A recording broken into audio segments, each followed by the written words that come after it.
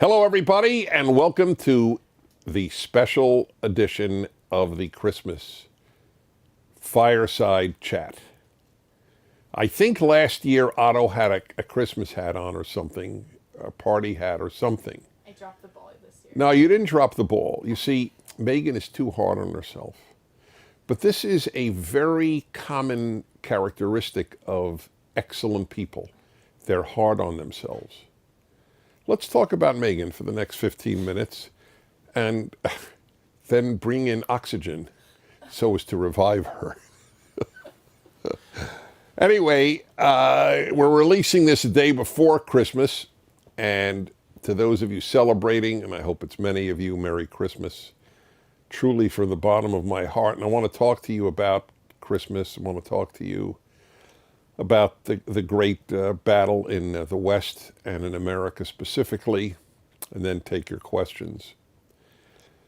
So let me say at the outset, I've said this in the past, I don't know if on Fireside Chats or not, but I certainly have written about it and broadcast about it.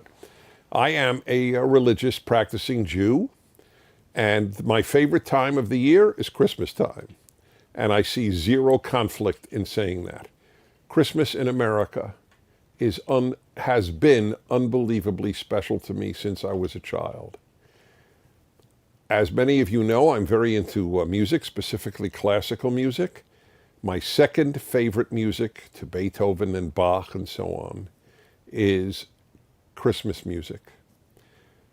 Not just the Handel's Messiah. In other words, not just things that, although Handel's Messiah would be more addressed to Easter, but it not just the classical, but I mean the great melodies created in America between, I'd say, about 1925 and 1960. An astounding eruption of gorgeous Christmas music. By the way, most, or at least half, of the biggest Christmas music hits were written by Jews.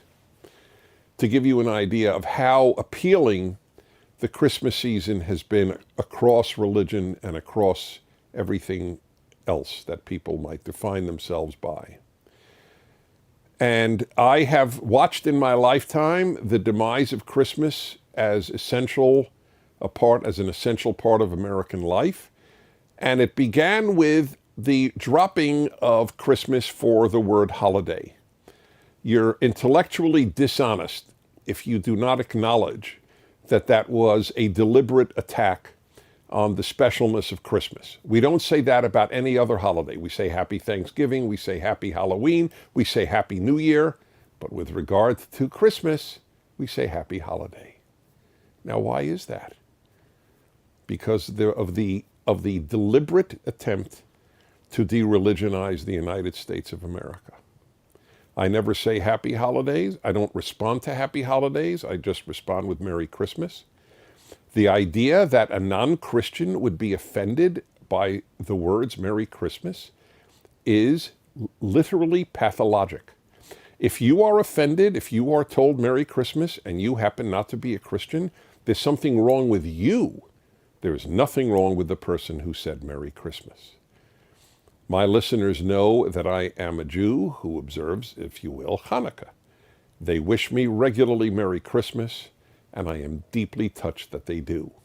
In Israel, where the majority are Jews, you think they don't say Shana Tova, Happy New Year, to non-Jews in Israel? Are they offended? I don't think so. They say Shabbat Shalom. Shabbat Shalom is said on Israeli radio. It's a Jewish country, a country mostly of Jews. And on the radio, as sunset takes place on Friday and the beginning of the Sabbath, they wish their listeners Shabbat Shalom. Not Happy Holiday, not Good Saturday, but Shabbat Shalom, Shabbat peace. That's the traditional wish on the Sabbath. Are non-Jewish people who listen to Israeli radio offended? So why is anybody offended by Merry Christmas? You are a narcissist if you are offended by Merry Christmas. There is literally something morally and psychologically wrong with you. I don't normally talk like this, but it's true. How could you be offended by a beautiful wish? You don't observe it, so what? It happens to be a national holiday in the United States of America. As far as the ACLU is concerned, we would drop that. I'll bet you if there were a vote in the among Democratic Party members of Congress, I don't think that they would yet have the courage of their convictions and drop Christmas as a national holiday. But I'll bet a fair number of Democrats would vote to drop it as a national holiday. The idea of a few weeks a year devoted to kindness and devoted to, as it were, cheer and the special music and Salvation Army kettles collecting money for the poor, how could you not like that? What could be bad about that? So I just wanted to say those words on behalf of this wonderful time of year, the wonderful music, the wonderful feelings, the wonderful ambience. The other 11 months of the year are normal, and we wanted to have something special. And it's being clobbered. What is this notion of the Christmas party at work, now called the holiday party? How offensive. That's offensive. Don't the majority of your workers at wherever you work observe or at least have something to do with Christmas? Your business will offend your employees if you have a Christmas party? I shake my head in the incredulity of it all, the incredibility of it all. When Donald Trump would say, "Make America great again," somebody should have made a list. Maybe I'll do it. What does that mean? And it would clearly have no political end because he is presumably out of office. And I would give this as an example. When people think make America great again, it was when companies could have a Christmas party, not a holiday party, which means nothing, celebrates nothing. And I say this all as a committed and religious Jew, okay, just for the record. So I got a lot more credibility, you might think, than a Christian saying this, because you think, oh, they're just defending their holiday. Well, I'm not defending my holiday. I'm defending America's holiday. And it is. And I still feel American. The other thing I just wanted to raise is, and I think I talked about this last year, is that right? This notion of, oh, it's just consumer. You have to be a real curmudgeon. You have to be an unhappy human being. Let me be more direct. To object to people buying gifts for other people. Oh, what commercialism. Yeah, wouldn't it be much nicer if nobody bought gifts for anybody on Christmas? Oh, what a beautiful society that would be. The unhappy have a great deal to say in our society, unfortunately. Okie dokie, let's go to your questions, beginning with the video question. Take it away, oh questioner. Hi, Dennis. My name is Karina. I'm 20 years old from Glendora, California. My question is, how do you think Christmas has changed over the years in America, and have companies ruined it by turning it into a gift-giving holiday? All right, thank you so much. I guess I sort of addressed that, didn't I? You know what? I am not finding the questions, oh dear one. Oh, I did. So, how is it, let's see, how do we think Christmas has changed over the years in America? Well, it's changed in that it's less central to American life, tragically. And I talked about that. It's now been neutered into a holiday. Halloween is not just a holiday. New Year's is not just a holiday, but Christmas. People say Happy Hanukkah. If people know that they're talking to a Jew, do they say Happy Holiday? No, they say Happy Hanukkah. But if they're talking to a Christian, they say Happy Holiday. Right? There is a massive attempt to de-Christianize this country. And this Jew knows what will happen, because when Christianity died in Europe, you didn't get girls selling cookies. You got Nazism, fascism, and communism. So I fear very little in life. One of the things I do is the death of Christianity in America. It leads to bad stuff. The other is, again, Christmas into a gift holiday. It is a gift holiday. It's part of the nature of it. It's a wonderful thing. I prefer gift holidays to non-gift holidays, for the record. Okay. Clemens, 30, from Offenau, Germany. Hello, Mr. Prager. Hello, Otto. Oh, I didn't even say hello to you, Otto. It's great to see you. You're the man. Hello, producer. And everyone else. Mr. Smith. What are your favorite Christmas songs, regardless of whether it's a classic or modern song? All the best, and Frohe Weihnachten. German for Merry Christmas. Okay. So, you know what? Had I known this was a question, I would have made a list. But what is it, Soldier Boy? What is that famous one? Do You See What I See? What is the name of that? What is the name of it? Do you see what I see? Anyway, that's one of my favorite. I love Have a Holly Jolly Christmas. When Burl Ives sing it, Burl Ives, by the way, is a radical leftist, but I divide. But if you're a fool with a great voice, I will enjoy your great voice. Otherwise, we're stuck.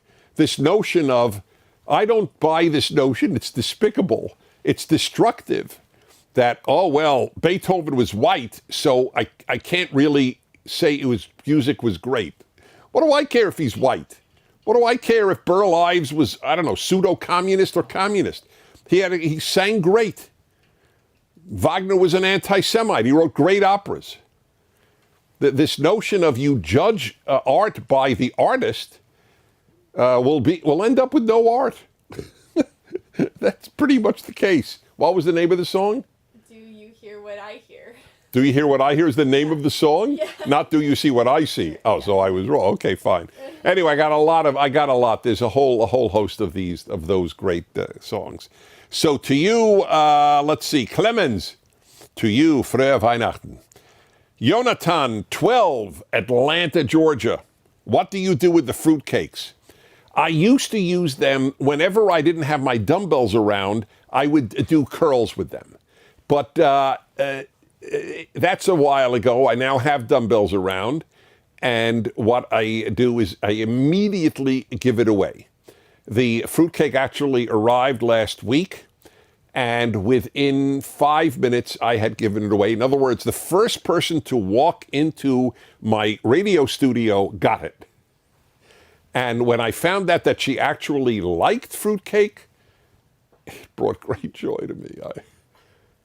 I can't tell you how moved I was. Now, you know what? I'm really ribbing fruitcake. There's nothing intrinsically wrong with it. But part of the problem is my employer, who I have great admiration and gratitude to, admiration for and gratitude to, I've been with for 20 years, Salem Radio Network. They have been giving me the same fruitcake for 20 years. And by the same, I'm not kidding, it's the same tin, the same cake. My theory is about 20 years ago, they bought 1,000 of them. And since they never spoil, here's an advantage of fruitcake that few people realize. In case of nuclear attack, this is one of those foods that lasts forever. I'm living proof that they do. Because this is 20 years of these fruitcakes. For all I know, the company is out of business. But we're still getting them. Okay. Ashby, 16, Pennsylvania. Dear Dennis Prager, I'm wondering what should families do during the holiday season because Governor Tom Wolf, that's the Pennsylvania tyrant, has implemented many new restrictions and made my family question if it's worth the risk of getting together with one another for family gatherings. Thank you for your time, and God bless you and your family. Thank you. God has blessed me and my family is what I always answer when people say, God bless you. I have been blessed. So I think you should get together. If there is somebody who is truly compromised immunologically, that's an issue that you or that person will have to decide on. It is unhealthy. In other words, it hurts you not to get together. We live in a society because of the leftist influence where you are not allowed to ask ever, with regard to a left-wing policy, what price are we paying? The price paid for people not getting together for 9 months, not getting together Thanksgiving or Christmas, is huge. By the way, in health, not just in the psyche. That you would not get together on the off chance, that you will be terribly ill and even may die. Do you know what the chance of that is? It's minuscule. I've been getting together with people every week since the beginning of the lockdown. So what was that, February, March, whatever it was. I have not missed a week. I have attended rallies against the lockdowns. I have hugged strangers. I'm a senior citizen and I've hugged strangers. Hundreds of them, maskless. We don't even realize, we don't know fully how this thing spreads.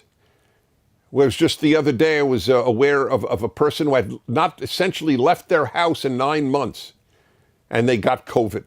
They can't figure out how. Well, I can't figure out how either. And then there are people who are with others, and sometimes you do get it if you're with others. So what? The tragedy and evil of all of this is that people don't take hydroxychloroquine or ivermectin, or both, as I do. Because in the early stages of COVID, if you take that, your chances are overwhelmingly likely you will have minimal symptoms, let alone not die. So you're going to miss Christmas with your family and loved ones because you're being lied to about the dangers of a drug that is so safe. People have been taking it half a century. Many people have taken it half a century.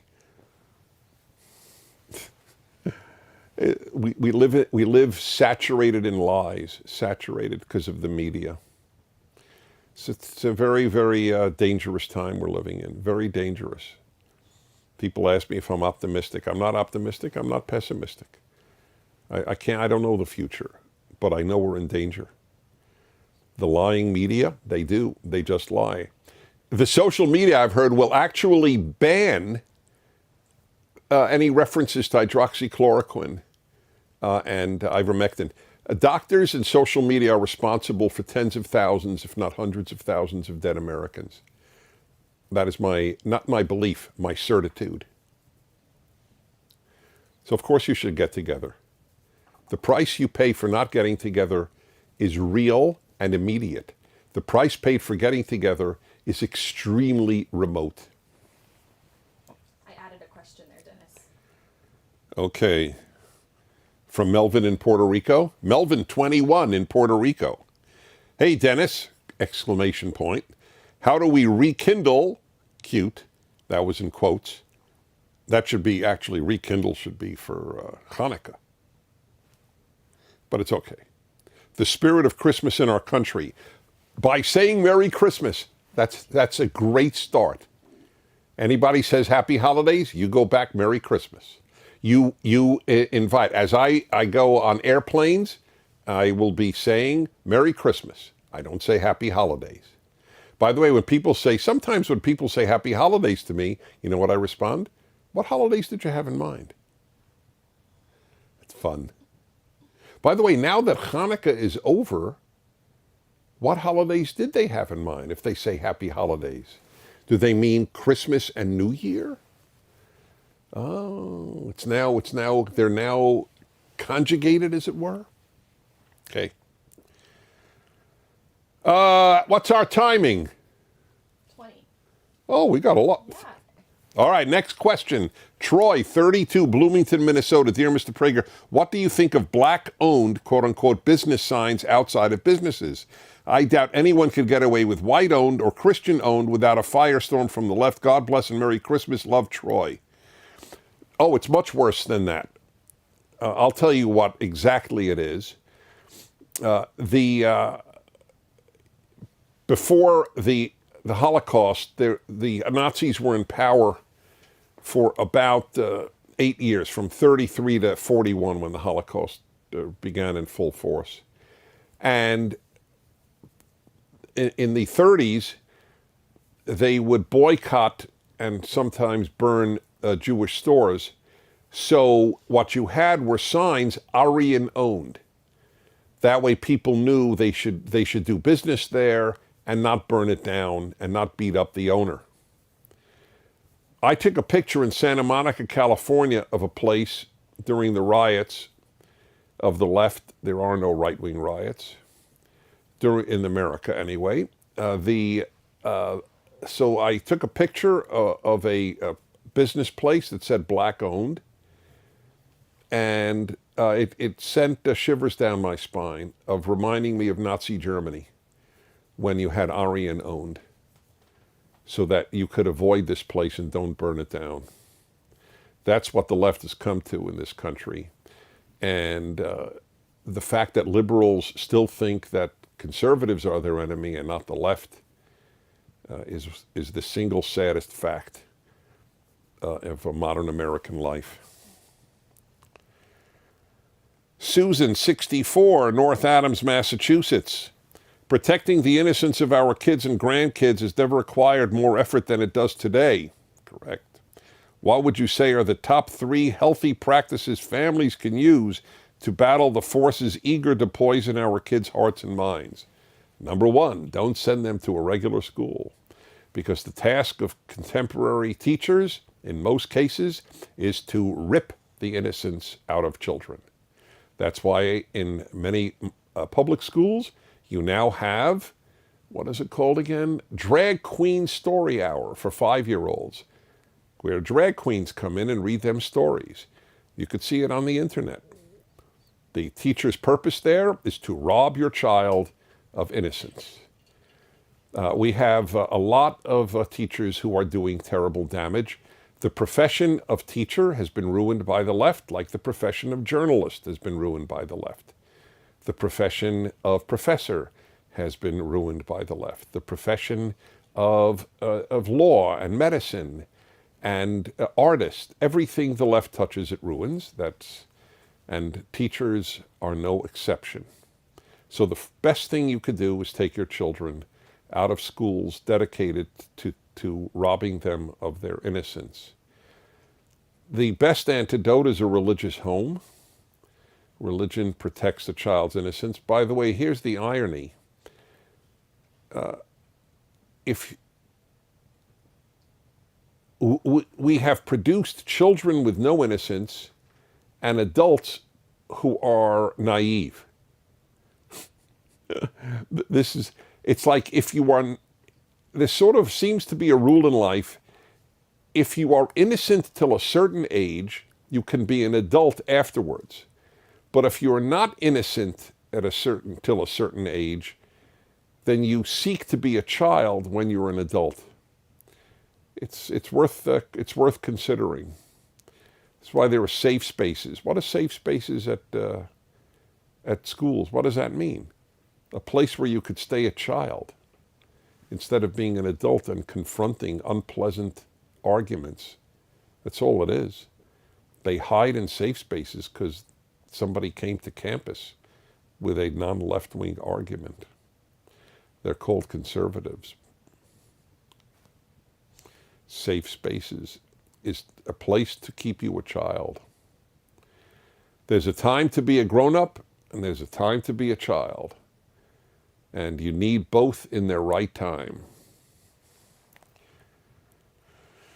Okay, let's see.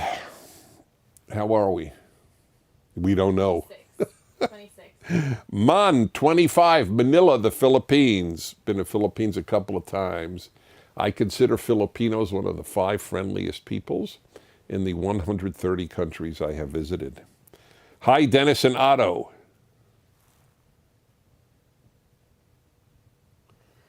I'm sorry, Man, no response. Man here from the Philippines. I enjoy listening and learning from these fireside chats. Thank you. I have a question about feminists and trans activists. How do they get along? The feminists claim that all men are bad and that the patriarchy have always oppressed and suppressed women. They aren't just pro-women, which I wouldn't have a problem with, they are anti-men. However, if you follow transgender logic, a man can now choose to be a woman by declaring it. Suddenly, they are no longer part of the patriarchy and they get to enjoy women privileges. Why are the feminists okay with this? These are literally men assuming the roles of women. Doesn't this go against their ideology? It's an excellent question. The feminist groups care about women as much as communist groups cared about workers. It's as much as the environmentalists care about the environment. Environmentalist groups, I'm talking about activist groups, there are individuals who certainly care about the environment. By the way, just here's my proof, lest you think this is a bizarre line. If environmentalists warning us about global warming killing the world, right? They've been warning now for 30 years that every 12 years we're told the world will come to an end. It's an existential crisis, they tell us. That means a crisis of existence. So why aren't they for nuclear power? It shows what a fraud the environmentalist arguments only for solar and wind, because the cleanest power and the only one that really works in great numbers is nuclear power, and it's unbelievably safe. So that's the proof that they don't care about the environment. They care about restructuring the economy and the society. So do feminists. They care about restructuring the society. I read Betty Friedan's book. She's the mother of modern feminism, and she loved Marxism. Read her book. And that means restructuring of society. If feminists cared about women, they would defend women against trans women, that is biologically male bodies, who run against them in high school track meets. We have a video at PragerU on that by a girl who was deprived of all of her records because in Connecticut they allow biological men who say they're women to race against them. If feminists cared about women, they would be opposed to that. Is that fair to women, that biological men race against them? Of course it's not fair. But feminism, like all other branches of the left, they're much more interested in restructuring society than defending the group they nominally claim to care about. Black Lives Matter doesn't care about blacks. It cares about reshaping America. And the same with every other left-wing group. They use a group in whose name they speak, but their aim is the transformation of our society. Barack Obama said that in 5 days. We are 5 days away from fundamentally transforming the United States of America. Said that in 2008, 5 days before he was elected president. And that's what they want to do. The left has always wanted to fundamentally transform America. Because America, the most successful country in terms of human rights, freedom, and affluence in the history of the world, is a living rebuke to the left.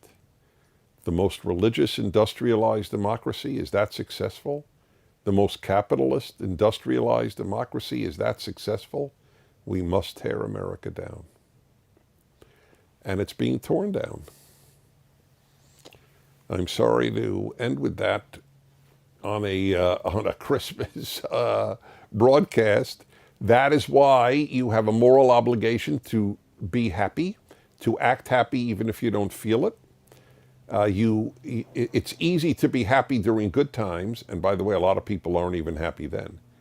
But it's a challenge, and particularly important during bad or challenging times.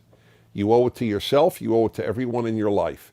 That is why you really owe it to yourself to be with loved ones and celebrate a Merry Christmas. I'm Dennis Prager. Thank you for watching. Thank you for watching this video. To help keep PragerU videos free, please consider making a tax-deductible donation.